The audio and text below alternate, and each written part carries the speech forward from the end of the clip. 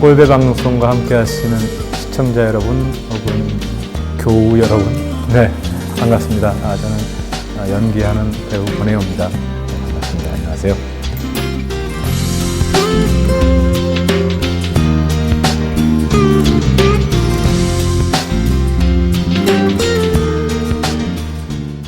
저는 현재 제2조선학교와 함께하는 사람들 몽당연필의 대표로 있습니다.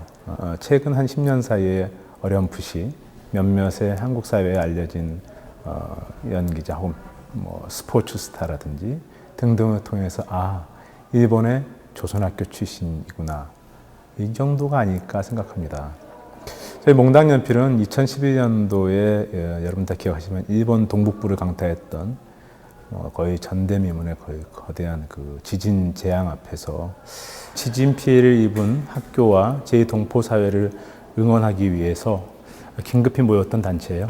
제2조선학교를 응원하고 또 한국 사회에서 제2조선학교의 존재를 알림으로써 우리가 모르고 있었던 근현대사 혹은 또 우리가 자꾸 잊고 있는 바로 통일에 대한 당위, 이런 것들을 다시 한번 생각하고 현실적으로 지원하는 그런 단체입니다. 그거에 대한 관심들이 늘 있었던 것 같아요. 그러니까 사회적 소수자에 대한 것들이요. 그러니까 그러면서 제2조선학교 같은 경우는 일본 사회에서의 수십 년 동안 차별의 대상이었고, 정치적으로는 이념 대결의 희생양 혹은 또 그러면서도 동시에 미래 동북아 평화 시대의 희망 같은 상징들, 여러 가지 의미를 담고 있습니다. 그래서 제가 제2조선학교를 만났던 것은 2002년도에 그러니까 2000년 6.15 공동선언의 열기가 채 식기 전이었죠. 2002년도 금강산에서 해외 남북 청년 학생 통일 대회가 있었습니다. 남측에서 한 400여 명, 북에서도 그 정도 인원들이 내려왔었고, 전 해외에서도 미국, 중국, 일본에서 많은 동포들이 참여해서 정말 꿈과 같은 3일 동안에 청년들이 서로 이제 어쩜 우리 세대의 통일의 꿈이 이루어질 거라는 희망을 갖고 함께 토론하고 뛰고 같이 산에 오르던 시절이 있었습니다. 그때 처음 만났어요. 그때 처음 만난 치마 저고리를 입은 학생들. 근데 우리말을 쓰는데 뭔가 어눌하고. 근데 그 청년들을 처음 만났는데 그 당시에 헤어질 때가 저를 여기까지 오게 한 것이 아닌가. 남과 북의 행사가 다 끝나고 각자 헤어지는 순간에 남과 북의 청년들은 다 우린 내일에도 곧 다시 만날 수 있을 것 같은 기분이었어요. 그래서 우리 또 보자 동생들, 친구들 하면서 헤어져서 각자의 집으로 떠난 거죠. 그죠? 근데 정작 그래서 남과 북의 청년들은 울지 않았어요. 근데 그 순간 그 행사에 참여했던 바로 그 약 몇십여 명의 제2조선학교, 제2조선대학교의 학생들이 우리 헤어지는 순간 울기 시작하는 거죠. 정말 발을 구르고 차를 두드리면서 우는데 쟤네들이 왜 저럴까? 그러니까 우리들은 어쨌든 분단된 땅에 산다 하더라도 내 집이, 내 조국, 내 땅에 산다는 것은 특별한 일인가 봐요.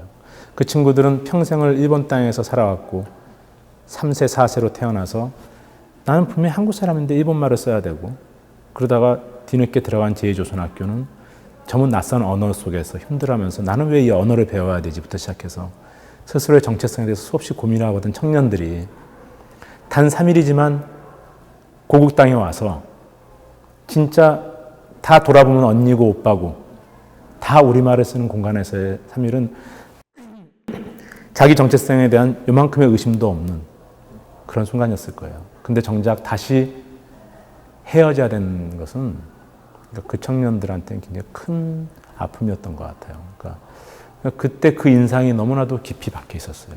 그래서 그로부터 2004년도에 겨울 연가 때문에 이제 일본을 방문하기 시작하면서 제 스스로 그때 떠올랐던 그 제2조선학교 학생들이 떠올랐고, 그때부터 이루어진 만남, 방문들 이런 것들이 있었습니다. 그러다 2007년부터 이제 김명준 감독의 영화 우리 학교가 한국 독립 애니메이션 다큐멘터리에서 10만 명이라고 하는 숫자를 넘기면서 굉장한 반향을 불러일으켰을 때에 다시 한번 그것이 동력이 돼서 본격적으로 많은 일본과의 학교와의 조선학교의 교류를 하고 있었는데 그러던 차에 동북 대지진 피해 상황에 접해들었을 때 단순히 개인적 차원에서의 만남으로 끝내서는 안 될 것 같다는 생각이 들어서 단체를 결성하게 된 거죠. 네. 제2조선학교의 구성원들. 제2조선학교의 출발은 그렇습니다. 1945년도 일본의 패망과 동시에 해방이 됐지만은 정작 일본 땅으로 갔던 100몇십만 명 이상의 일본 땅에는 한국인들이 살고 있었습니다. 그들 중에선 수십만 명이 돌아오기도 했지만 그곳에 돌아오지 못하고 남겨진 사람들도 있었어요. 그 남겨졌던 이유는 여러 가지가 있겠죠. 경제적인 이유도 있겠지만은 아시다시피 그 당시 한반도의 정세라는 것은 굉장히 불안정했습니다. 남과 북은 분리되어 있었고 소련 군정과 미 군정에 의해서 분할 통치 시대였고요. 그 상태에서 남아있던 바로 동포들은 바로 내년에 돌아갈지 후년에 돌아갈지 모르지만 지금 여기서 태어난 아이들을 혹시라도 우리말을 잊을까 봐 해방과 동시에 자기 몸뚱아리 하나 뉘일 방 한 칸 없었음에도 불구하고 동포들은 우리말 교습소라는 학교를 짓기 시작했습니다. 45년부터. 그래서 46년부터는 본격적인 학교가 건립이 되고 지금까지 자그마치 약 67, 8년의 세월 동안에 학교가 전국적으로 제2동포가 있는 곳이라면 전국적으로 학교가 만들어졌고 7, 80년대 한때는 500여 개의 학교가 있었고요. 그만큼 대단한 거죠. 근데 바로 그 학교를 만들었던 그 주체 제2동포들에 대해서 그 당시 일본을 점령하고 있던 미 군정 메가더는 새로운 일본의 헌법을 만들고 일본의 모든 것을 편제를 바꿔나가는 과정 속에서 이 일본 땅에 살고 있는 이 다수의 우리 동포들에 대해서 어떻게 분류할 것인가 고민이었어요. 근데 그 당시에 우리 한반도에는 합법적 정부가 없었습니다. 48년까지. 그 상황에서 메가더는 이 사람들을 과거 조선 땅에서 온 사람들이라고 해서 조선적으로 분류를 합니다. 그러니까 제중국 동포인 조선족과는 다른 거죠. 그러니까 조선적으로 분류를 하고 무국적자로 분류하고 현재까지도 난민으로 분류되어 있습니다. 그분들이 지금까지 학교를 만들어 오고 지켜온 거죠. 그래서 조선족과 조선적은 분리되어 있고 그리고 제2조선학교의 구성원 혹은 제2조선학교의 조선적이라 불리는 사람들은 북한 국적자가 아닙니다. 이번엔 법상으로 북한 국적자, 아직까지 교류가 없기 때문에 북한 국적자가 공식적으로 살 수가 없습니다. 그러니까 북한 국적도 아니고 무국적 조선적입니다. 또 지금 우경화되고 있는 아베 정권 치하에서는 또 현재 일본에서는 과거보다 훨씬 더 강력한 차별 정책이 시행되면서 모든 무상화에서 제외되어 있을 뿐더러 학교에 지급되었던 단순한 보조금조차 다 끊겨버린 상태가 되어서 학교가 생긴 이래 지금까지의 역사 중에서 가장 어려운 시기를 통과하고 있다. 그리고 지금은 많은 학교들이 어려움 속에서 문을 닫고 있어서 한때 500여 개의 학교가 이제 60여 개 이상 정도로 축소되고 있고 그 남은 학교의 실제 실상 자체도 학년이 비어 있던지 한 학년이 5명, 2명, 많아야 8명 이런 형태로 존재하는 학교가 정말로 많은 대다수를 차지하고 있습니다. 이제 저의 삶의 경험이 그렇게 많지 않지만은 그저 확실하게 말씀드릴 수 있는 것은 제가 몽당연필을 혹은 많은 회원들이 혹은 지금까지 200여 분 이상의 문화예술계에 종사한 많은 분들이 저희 몽당연필 콘서트를 통해서 20여회 콘서트를 통해서 함께 해주셨던 가장 큰 이유는 의무나 이런 것이 아니고 굉장한 기쁨이 있습니다. 그 제2조선학교를 만난다는 것은 알게 된다는 것은 엄청난 기쁨입니다. 살면서 내가 만약에 살면서 제2조선학교를 몰랐다면은 이라는 생각할 정도로 직접 한번 만날 기회가 있든지 혹은 한번 알아가신다면은 훨씬 더 좀 이렇게 삶에 큰 그 힘이 되지 않을까 생각합니다. 글쎄요, 그러니까 글쎄요, 배우라는 직업이 아주 묘한 거죠. 어느 순간 정말로 우연히 연극영화과에 가게 됐고 거기서 접하게 된 그 연기라고 하는 과정에 대해서 내가 몰랐던 세상이 있었구나 정도였죠. 그리고 실제로 전업 연기자로서의 삶은 저의 뭐 강력한 무슨 꿈, 의지 이거보다는 주변에서 너 배우해라. 혹은 뭐 자랑 같지만 학교에서 하는 무슨 워크샵, 연극 수업이라든지 이런 거면 최고 점수를 맞고 이제 이런 과정 속에서 그냥 자연스럽게 시작했던 일이고 저는 운이 좋았던 것 같습니다. 저는 운이 좋았던 게 대학 3학년 시절부터 대학로에 나와서 기성 무대에서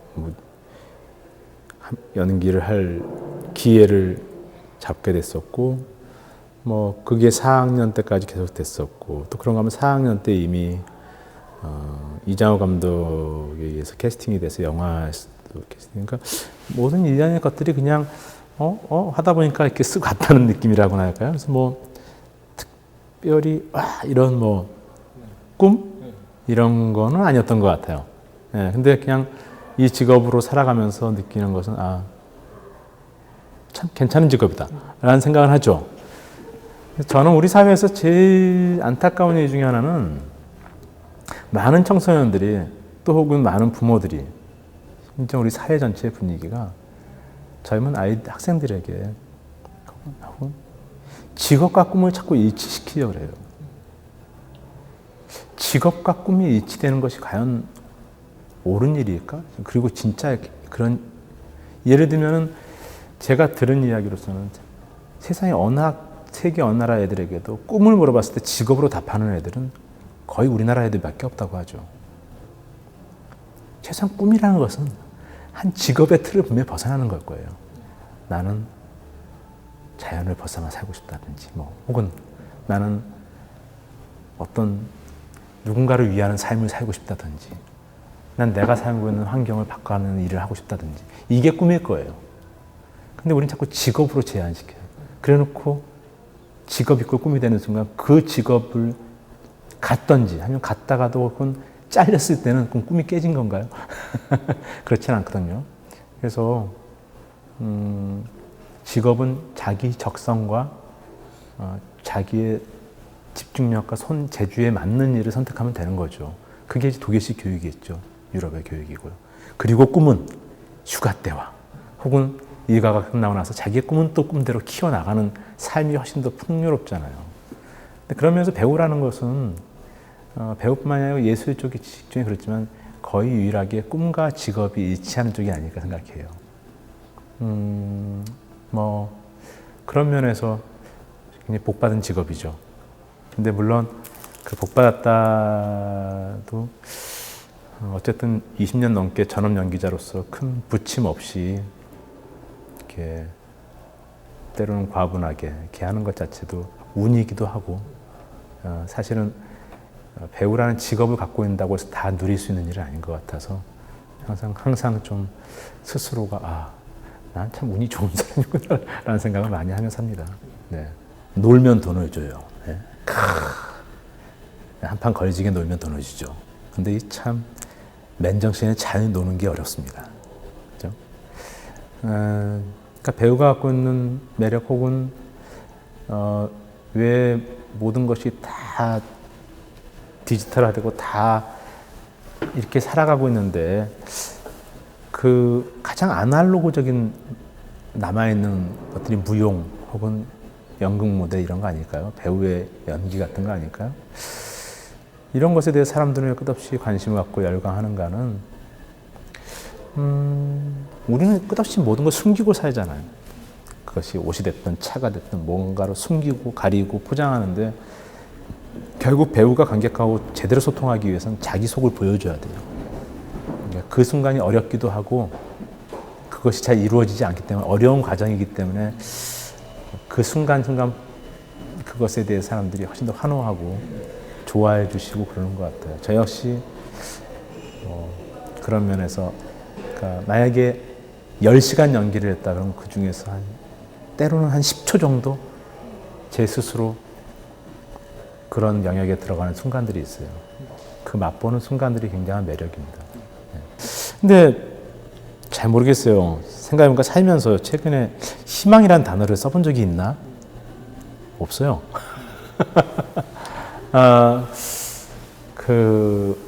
꿈이란 말은 쓰지만 희망이란 말은 잘 안 씁니다. 그렇다면 글쎄, 제가 지금 이 자리에서 무슨 희망에 대해서 희망 자체에 대한 그 정의를 내릴 수도 없지만, 그렇다면 제가 생각하는 희망, 제가 바라는 것이 있다면은 저는 우리 사회 혹은 내가 살고 있는 주변도 그렇고 심지어는 가정도 마찬가지일 거예요.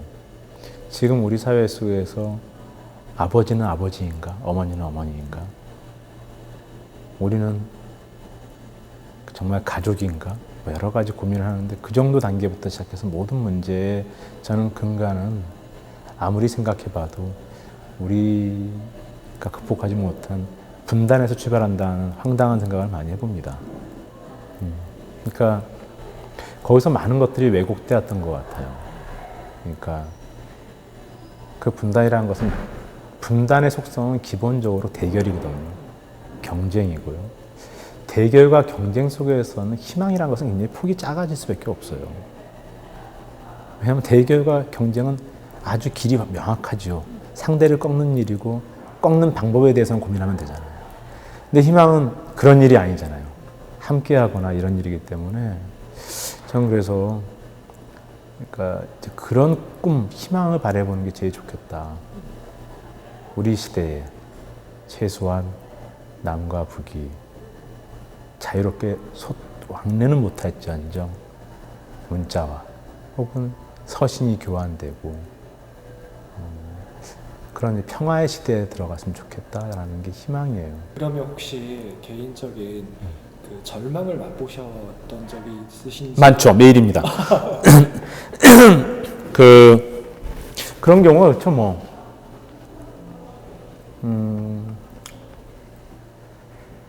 지금의 한국 사회가 절망스럽죠. 지금 2013년도에 우리 이 대한민국은 어디에 와 있나? 뭐 국정원 뭐 이런 이것을 정치적 공방의 논의가 아니고 이건 사실 있을 수 없는 일이잖아요. 절망스럽죠. 예. 그러니까 지금쯤이면 이 사회 전체가 뭐든지 다 풀 가동해서 그것을 바로잡는 데 가야 되는데, 근데 가끔 이런 생각도 합니다. 절망은 결국은 다 원인이 있어요. 그러니까 절망이라는 것은 생각해 보면은 절망이라고 말할 수 있는 것도 희망이 있는 거겠죠. 네. 절망적이다. 절망적이죠. 그러니까 그 희망을 끊는 게 절망 아니겠습니까? 네. 예를 들면은 이런 생각을 하는 거죠. 이번에 벌어진 모든 일들이 어제 오늘 일은 아니었을 거예요. 우리가 기억하는 10몇 년 전에 윤석양 이병이라든지 뭐 등등 보안사에서 양심선언을 했던 그런 한 이등병, 혹은 뭐 감사원에서 양심선언을 했던 사람들의 이야기, 혹은 선거를 앞두고 담을 뛰어넘어서 양심선언을 했던 한 중위의 이야기, 이런 것들을 그 당시에 우리가 제대로 했다면은 지금 우리가 절망적이라는 생각하는 것 자체가 없었을 텐데, 그럼 반대로 얘기하면 지금은 절망할 때가 아니고 다시 또 10년 몇 년 후에 또 이런 것을 하지 않기 위해서 새로운 뭔가 희망을 키우는 때이기도 한 것 같아요. 예를 들면요. 뭐 그런 식인 거죠. 그래서 절망과 희망은 되게 이렇게 맞닿아 있잖아요. 이렇게. 차고 넘치는 사람이 무슨 희망이 있겠어요? 그 욕심만 있을 뿐이겠죠. 대개의 희망은 절망 언저리인 사람들이 꿈꾸는 게 같아요. 그런 면에서 보면. 사실은 참 저한테 넘치는 이야기인 것 같아요. 뭘 이렇게 누군가에게 제가 감히 이렇게 해봐라, 이렇게 할 수 있는 방법이 없는 것 같아요. 왜냐, 잘은 모르지만은 한국 사회에서 갖고 있는 그 안에서 개인들이 갖고 있는 절망감 혹은 위기의식의 거의 대부분은 경제적 위기에서 출발한 경우가 많이 있거든요. 근데 그 부분을 제가 무슨 이야기를 해드릴 수 있는 게 되게 없어서 그런 것도 있겠지만은, 근데 이런 말씀 드리고 싶어요. 저희 그 어머니는 어릴 때 사남매를, 아버님 박봉에 사남매를 키우면서, 사남매가 심지어 대학생이 3명인 적도 있었으니까요. 그러면 정말 어렵게 어머니가 갯돈 부어 가시면서 뭐 이렇게 계주를 하시면서 막 살아가시다가 어느 날 어머니 스스로가 정말 한계에 닥치는 순간이 있어요. 경제적으로 혹은 그 스트레스부터 모든 것들이 왔을 때 저희 어머니가 보통 한 1, 2년에 한 번씩 그런 케이스가 있는데, 그러면은 어느 날 갑자기 평생 안 하시던 백화점에 가셔서 미친 듯이 쇼핑을 하십니다. 황당하죠. 그러니까 거의가 빚을 내서. 그러니까 평소에 사고 싶었던 걸 사세요. 그리고 나서 이거 그러니까 좋은 방법이다 아니다 문제가 아니고, 그리고 나서 집에 들어오셔서 혹은 저희를 데리고 나가서 늘 시장에서 이렇게 싸구려 옷 입히다가 어떤 때는 백화점 옷을 사 입히기도 해요. 그리고 들어오셔서 숨을 돌리시고 다시 힘을 내셔서 뭔가를 시작했던 어릴 때 기억들이 있어요. 그러니까 그 어려운 순간에는 늘 자기 자신을 바라보는 게 제일 좋은 것 같아요. 그러니까 나를 사랑한다면 나를 위해서 뭘 해줄 것인가. 근데 그것이 무슨 물질적인 것이 아니고, 내가 나를 존중하고 나를 사랑한다는 일은 나를 위해서 내가 할 수 있는 일. 이러면 나를 정말 존중한다면 나는 나를 훨씬 더 나은 사람을 만들기 위해 스스로가 공부를 할 수도 있고요. 혹은 술을 줄이고 운동을 할 수도 있고요. 뭐 여러 가지로 이럴 때일수록 자꾸 내 스스로를 보는 일이 가장 좀 더 좋은 방법이 아닐까. 왜냐하면 사방을 둘러보면 어차피 다 결국 인생은 누구와 비교하며 살 수는 없잖아요. 네. 그래서 나한테 나를 더 좋아해 줬으면 좋겠습니다. 꼴배 방송 함께 해주시는 분들, 이미 이 방송을 보시고 계신 분들이라면 저의 이야기 자체가 특별한 의미가 있다고 생각하지 않습니다. 이미 마음으로 늘 세상 돌아가는 일과 모든 것에 함께하고 계신 일이라 생각하는데요. 단지 나랑 좀 생각이 비슷한 사람도 있구나, 그런 시간이었으면 좋겠습니다. 건강하시고요. 고맙습니다. 네.